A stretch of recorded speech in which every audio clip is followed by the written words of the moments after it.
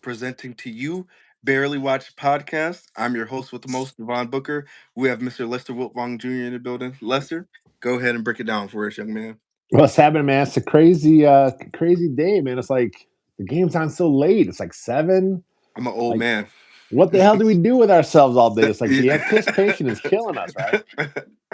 been killing me all week. Man, it's crazy. No, it's gonna be fun, man. It's look, I mean, look, if you look at the overall picture, I think the Bears are a year early. I think hmm this all the success is kind of hitting them. So, I mean, it hurt if they can't pull it out, but I mean, this has been an awesome season, an awesome ride so far. So, I'm not ready for it to end, but all good things come to an end at some time. I just hope it ain't tonight.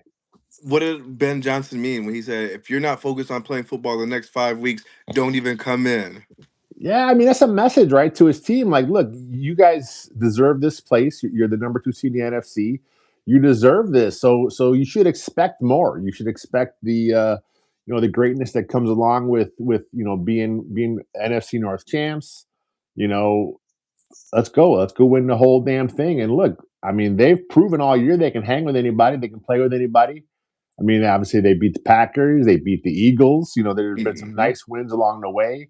They were right there with the Niners, who are another playoff team. And I mean, this team, I mean, it's been magical. I mean, this could be a team of destiny. Of course. Does it bother you at all, Lester, that the Packers' last win was against the Bears? The Bears' last win was against the Packers? It's kind of weird, right? I mean, the Bears have lost 2 in a row, Mm, Packers have lost 4 in a row.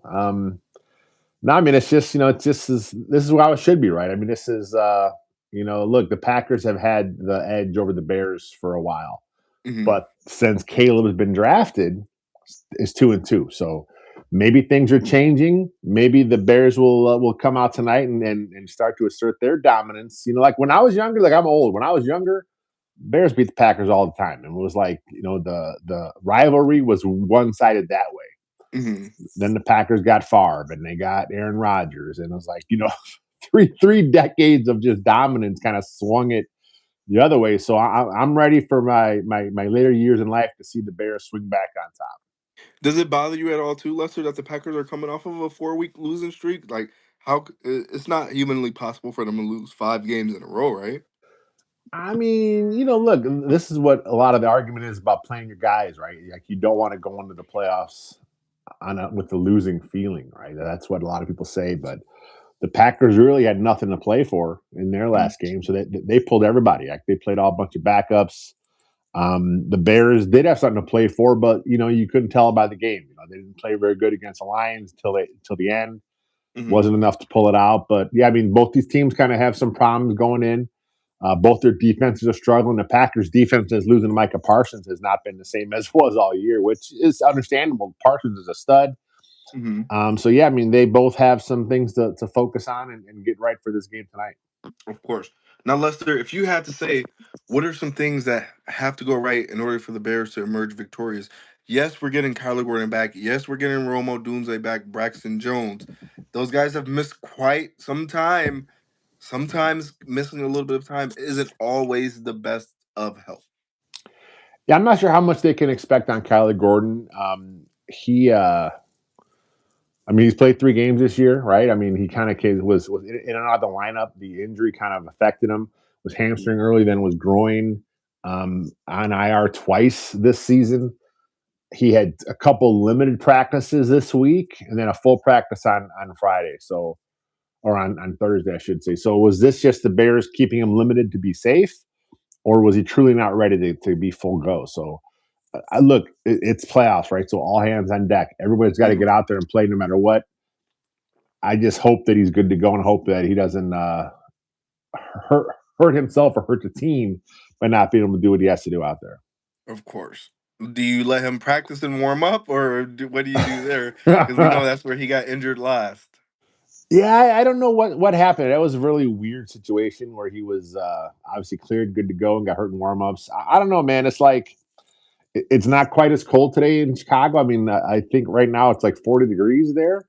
Mhm. I know here in Kenosha where we are, it's nice out, right? It's like this is like t-shirt and shorts weather for us. So it's like, I'm in it, Illinois now. I moved oh, down. you moved? Okay, Yeah. you moved. Okay, okay, okay. So you're close enough. You're over the border. Yeah. I know where you are. I know where you are. So yeah, no, it's all good. It's like Yeah. the weather shouldn't be a factor. I mean, the temperature's going to drop tonight, so we'll see. Just you can't keep him in bubble wrap. If he's Of good to course. go, he's good to go. So get your ass out there and play.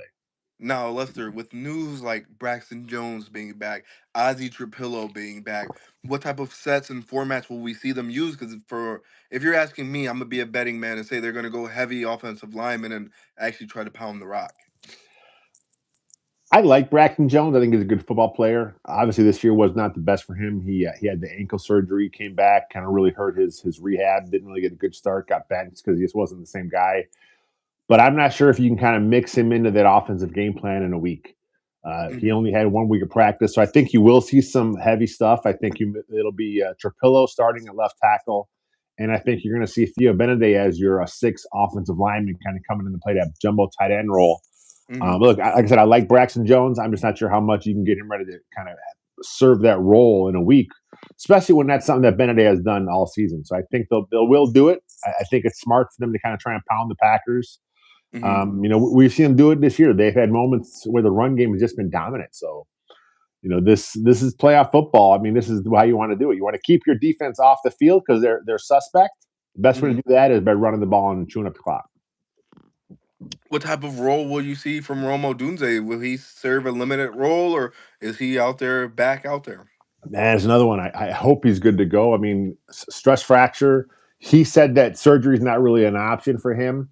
But it happened early in the season, around midweek, I think, around the Raven game in that area, and it affected him right for like 5, 6 games before they finally shut him down. So I hope he's fine. I mean, we've seen him in the locker room, we've seen him on the sideline, kind of jumping around, and so I think it's okay. I don't think it's something that can hurt worse. I think it's just one of the things where they wanted to rest it and give it as much time to heal as possible. It may not truly fully heal till after the season. They could really shut that down for a few months. But again, man, big bodied ex receiver. He didn't play in the last Packers game, so I think they need him to get out there and kind of show a different look to these Packer defensive backs. Now, with guys like Kyler Gordon coming back, Braxton Jones coming back, Ozzy Trapillo coming back, what does that do for designation for guys like Janae Walker, people who have been serviceable when people were out of the off the actual roster? Yeah, I think Teddy Walker shown he deserves a spot in this league. I just think right now there might be a numbers game. Hmm. I'm not sure you can keep him active, especially with Rome back. So I wouldn't be surprised if he's inactive. We'll find out 90 minutes before kickoff. But yeah, I like Walker. I think regardless what happens in this game, he's a part of this team. Next year going forward. Going for it. Now, the big question too, Lester, has Roshan Johnson's tenure in Chicago come to an end? Because you see, he's not even suited up on the sidelines these days. He's on injured reserve. Right? He's a Oh. he went on IR a few weeks back. The way the rules are in the playoffs is you can designate two guys to return, and the Bears burned it on Braxton and Kyler. So Roshan is his season is over right now.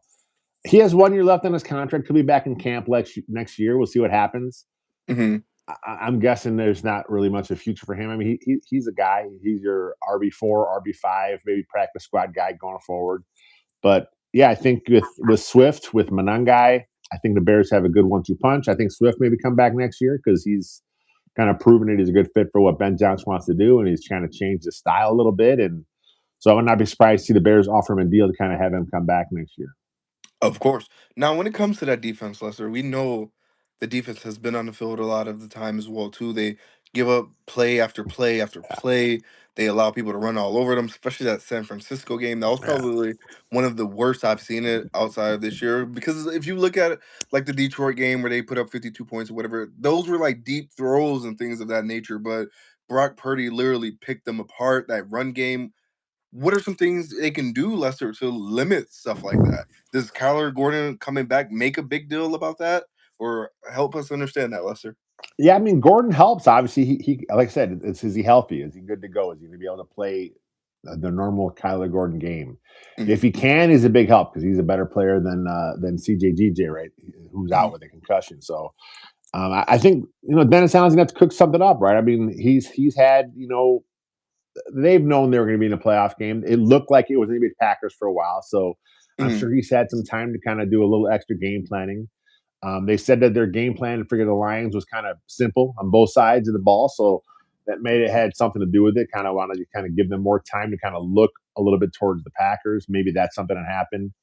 But yeah, they got to mix it up. They got to find a way to generate pressure because that's been a problem all year. You may see some stunts. You may see some blitzes. Kyler Gordon's a very good blitzer out of the nickelback spot. So you may see Kyler Gordon coming.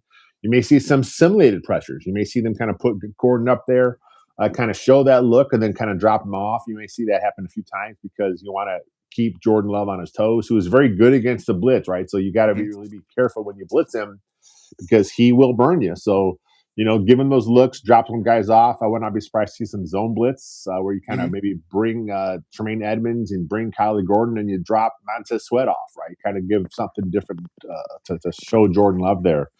But if they don't get pressure on Jordan Love, they're probably not going to win this game. So that's something that they've got to do. They got to get pressure on Love and force him into some mistakes. Of course. Now, Lester, this is like a lot of people are saying, we're playing with house money. So we're obviously, like you said, we're far into our development, but still, obviously, Bears fans, we want to see a W.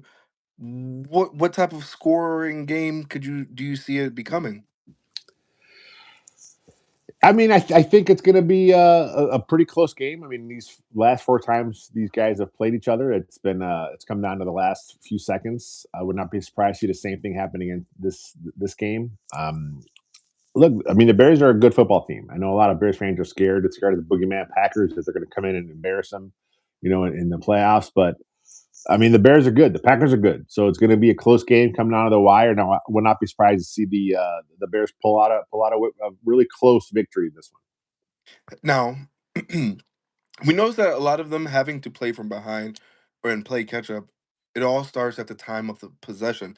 Because you'll look at the box score and you see the other team has had the ball for 19 minutes compared to Yeah. the Bears 6 minutes or whatever the case may be. What are some things that we can do to eliminate those quick three and outs of where we're just giving the ball right back to them and our defense is right back on the field? Yeah, I mean, they got to stay in front of the sticks, right? They can't afford any pre-snap penalties.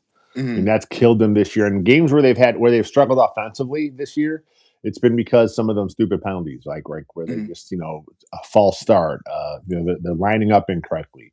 That cannot happen in the playoffs. The team that makes the more mistakes in playoffs usually ends up losing.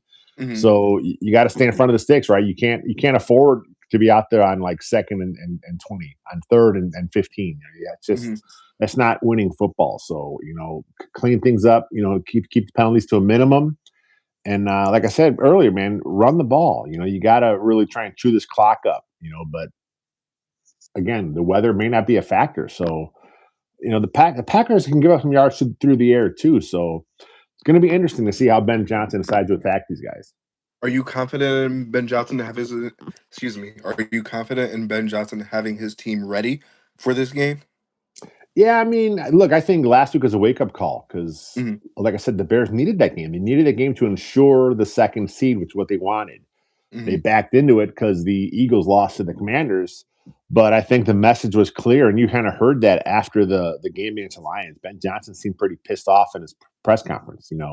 Ben Johnson's been pretty emotional at times this year, but that's pretty the most pissed off he seemed. Hmm. Caleb was pretty pissed off in the game too. So they talked to a couple of veterans also in the locker room. They seemed pretty pissed off. So I think they were really upset at themselves and their teammates and kind of how that game got away from them. Hmm. So I think they'll be focused and ready to go. And they're gonna lay it all on the line. I mean, I mean, like Soldier Field is gonna be rocking, right? I Yeah. mean, it's Bears Packers, it's playoffs. It's been a long time since it's happened in Chicago. You got They're Brian they're pulling Urlacher, up. Devin Hester, those guys making a return as well too. Like it should be electric. I mean, we live for moments like this. Who better to play in the playoffs than the Packers, right? The Bears haven't been in the playoffs since what 2018. They Yeah. haven't won a game since what 25. 15 years No, since they've won a playoff game. yeah, They yeah, beat yeah, yeah. us. Yep, That was yep, the Jay Cutler beating the Seahawk yep, game yep. where, He where had a pretty Cutler had monstrous two game. two touchdown passes and two touchdown runs in that game. Yep, So yep. it's been a while, right? And the Bears, again, they've played the Packers three. This will be a third time in the playoffs. First time was like in the 40s. Hmm. The last time was, of course, the game Cutler got hurt and Caleb Haney had to come in, and they couldn't, do it BJ there. So Raji took that yeah, initial. yeah. Yeah, yeah, yeah. So Don't it bring. happens, right? So, but no, this is fitting, right? I mean, it's plus where these two franchises are. I think it's perfect. I mean, the Packers have been in their window for a while. This is their third playoff in a row, I think, and Matt LaFleur has had him in the playoffs. I think six of his 7 years coaching. This Mhm. is year one of Ben Johnson, right? So I mean, the Bears are on the beginning of their window. So I think it's a good time for these two teams to meet up in the playoffs. Now, Lester, as we get ready to close out this phenomenal episode, there is a player from offense and defense that you think will step up and that has to step up to ensure a victory. Who will those players be? I mean, besides the obvious, Caleb's got to have a big game today. Mhm. I think that Luther Burden, right? I think he may kind of be the guy that is the X factor. He didn't play in the last game with the Packers, right? So Mhm. when he missed that game, he was pretty fired up in the game in Lambeau, right? He was, choking that one dude out, and that's like the picture that's all over social media. That's a fun one.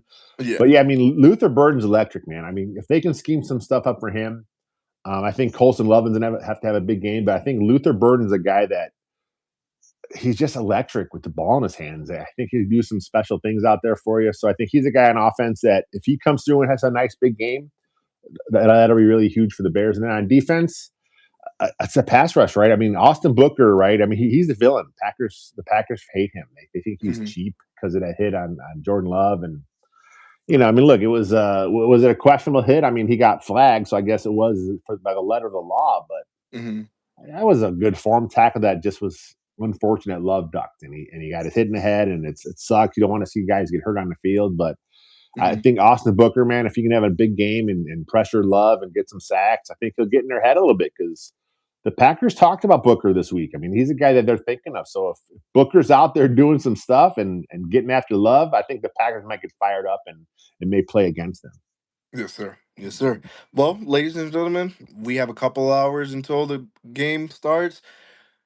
Oh, Lester, I just hope everyone can remain patient, remain calm, and I hope to see a victory, Lester. I don't, if because if the Bears lose, this season was all for nothing. Granted, we're a year ahead of expectancy, and we're playing with house money, but just they aren't going to let us live this one down. So the Bears have to go out there and be special, have time of possession, and score. You can't only play good in the fourth quarter. You gotta finish the game strong. Yeah, start the game strong, finish the game strong. Big moment for Ben and for Kayla. I think they'll step up, and like I said, I think they'll win this game close. Look, like I said, I'm in Kenosha, so I mean, if the Bears win tonight, you may catch me downtown Kenosha with Bear Down Chicago Bears playing all through my speakers. There, ladies and gentlemen, I'm your host with the most, Devon Booker. That was Lester Wiltfong Jr. Lester, we greatly appreciate you having some time for us, young man. Anytime, my friend. Yes, sir.